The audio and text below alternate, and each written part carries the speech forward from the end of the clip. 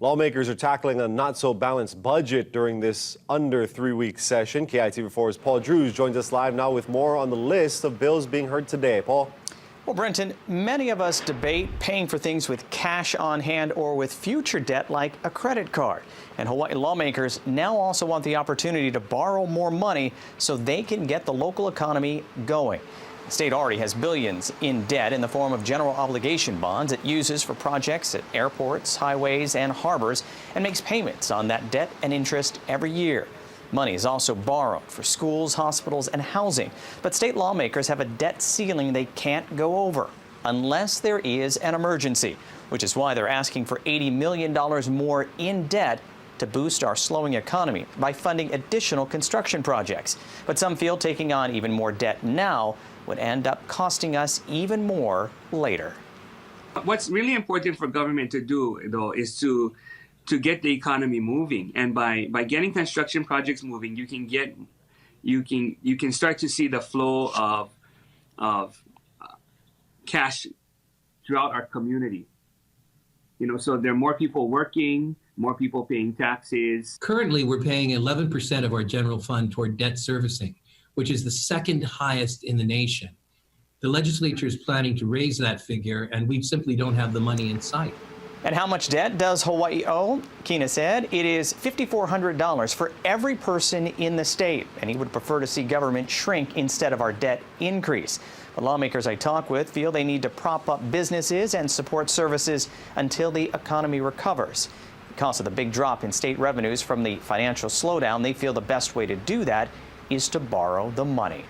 And their argument is reinforced by a University of Hawaii Economic Research Organization report that stated $600 million in spending now could result in more than $1 billion in gross domestic product over the coming year, as well as support thousands of jobs.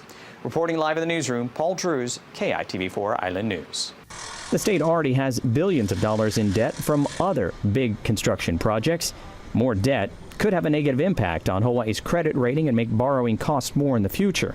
Plus, the state would be saddled with paying off that additional debt for years to come. Borrowing heavily now will hurt us for years to come, and it will not be something we can sustainably pay off. We'll be in a worse situation should there be another crisis around the bend. What's better to do is to reduce the cost of government. That's the only solution that really is sustainable. Lawmakers are also planning where to spend $635 million in federal CARES Act funds in Hawaii. More than a third of that would provide an additional weekly unemployment benefit of $100 to the estimated 117,000 residents out of work. The extra payments would start on August 1st, after additional federal unemployment money runs out. That measure, moving through the Capitol, is designed to keep the economy going until its expected recovery. What we're faced with is a dramatic downturn in activity, followed by a quick rebound. So we need to figure out how we can sustain or shore up whatever the deficiencies are right now, and then anticipate for the rebound in about a year and a half or 2 years from now. While lawmakers were back at work reviewing bills, they also took time during their floor sessions to remember Senator Breen Haramoto, who died last week after battling pancreatic cancer. I think we can all learn to be better people if we just remember the great life and the effective manner in which he lived his life. And if we could all try to be a little bit more like Breen, the world would be a better place.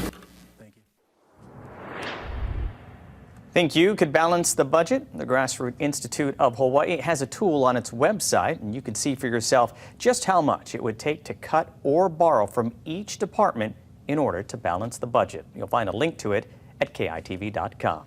Reporting live in studio, Paul Drews, KITV4 Island News.